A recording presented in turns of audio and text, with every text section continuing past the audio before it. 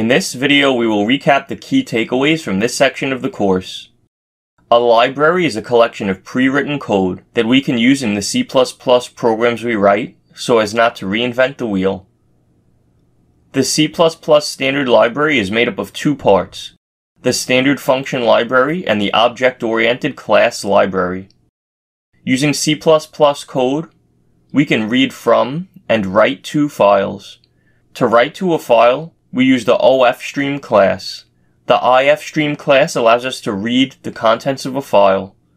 We can work with date and time data in C++ by including ctime at the top of the code, and then utilizing the time_t class and tmstruct. Recursion is when a function calls itself. In order for a function to be a working recursive function, it needs to have at least one base case, and each call to the function needs to progress closer to the base case.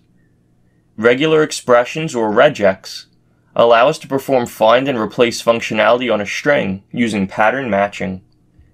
Linked lists are a special type of data structure.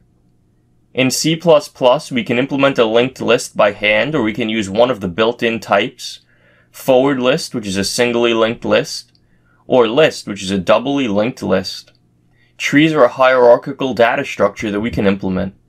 There are many types of trees, including binary trees, binary search trees, and tries. When we visit each of the nodes in a tree, we refer to that as traversing the tree. The main types of traversal you can do are depth first and breadth first.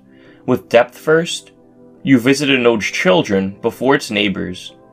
Breadth first traversal involves visiting each of a node's neighbors before its children.